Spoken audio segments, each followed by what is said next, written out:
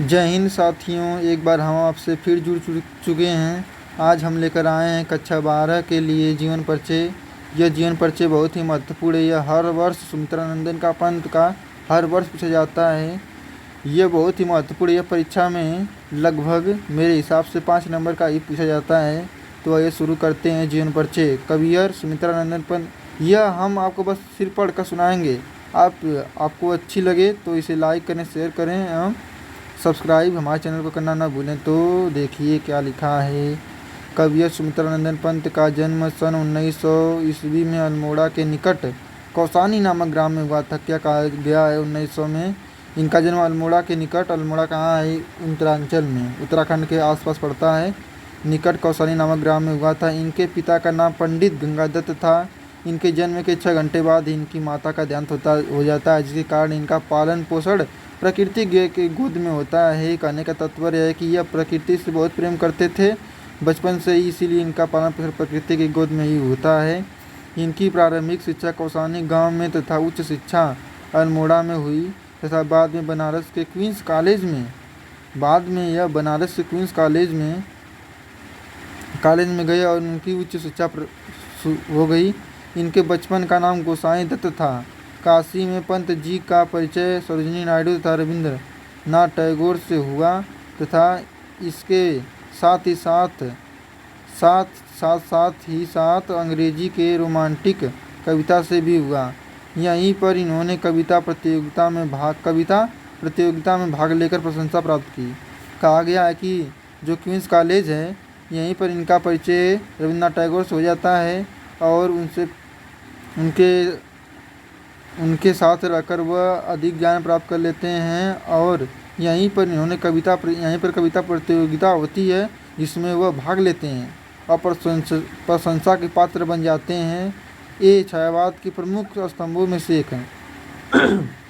जैसा कि आप जानते हैं कि छायावाद के 4 स्तंभ हैं, जयशंकर प्रसाद, महादेवी वर्मा, सुमित्रानंदन पंत और निराला। ये 4 स्तंभ माने जाते हैं। वह उनमें से एक महत्वपूर्ण पात्र हैं। छायावाद के प्रमुख स्तंभों में से एक हैं। इन्हें प्रकृति का सुकुमार कवि भी कहा जाता है। इनका देहांत सन 1977 ईस्वी में हो गया। इनकी उम्र लगभग 77 वर्ष तक रही।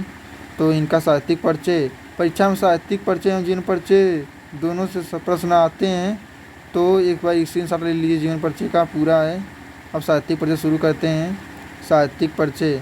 पंत जी छायावाद के महान कवियों में से एक माने जाते हैं। 7 वर्ष की अल्पायु में ही इन्होंने काव्य रचना प्रारंभ की। जब यह 7 वर्ष के थे तभी से यह काव्य रचना प्रारंभ कर देते हैं, जिससे इनके पिता इन्हें देखकर इनके काव्य को देखकर के इन्हें महान कवि बनने का आशीर्वाद दे देते हैं।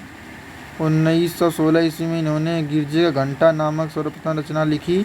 इन्होंने इलाहाबाद के मेयोर कॉलेज में दाखिला लिया और जिससे इनकी साहित्यिक रुचि और भी बढ़ गई। अगले पेज पर है, पलटते हैं, रुक जाइए, यहाँ पर है, देखिए। हाँ, 1920 ईस्वी में इनकी रचनाएं उच्छ्वास और ग्रंथि में प्रकाशित हुईं। 1920 ईस्वी में इनकी रचनाएं कहाँ प्रकाशित हुईं? उच्छ्वास और ग्रंथि में प्रकाशित हुईं।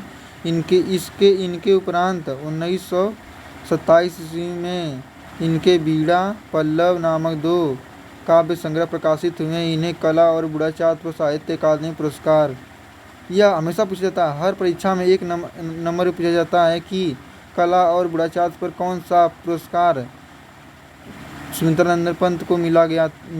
तो देख लिए, साहित्य अकादमी पुरस्कार मिला एवं लोकायतन पर सोवियत भूमि पुरस्कार मिला। और चिदम्बरा, यह बहुत ही महत्वपूर्ण है। चिदम्बरा पर हमेशा पूछा जाता है, चिदम्बरा पर सुमित्रानंदन पंत को कौन सा पुरस्कार मिला? तो ज्ञानपीठ पुरस्कार मिला। या इस तरह भी प्रश्न पूछता है कि सुमित्रानंदन पंत को किस रचना पर ज्ञानपीठ पुरस्कार मिला? तो आप टिक लगाएंगे चिदम्बरा पर। भारत सरकार ने इन्हें पद्म भूषण से अलंकृत किया।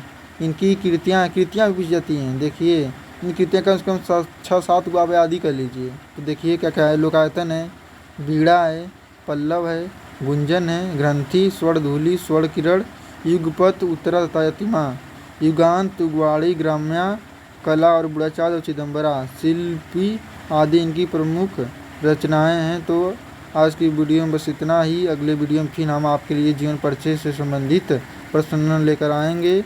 यह जीवन परिचय बहुत परीक्षा में महत्वपूर्ण है, यह हर परीक्षा में पूछा जाता है। तो आज के लिए बस इतना ही।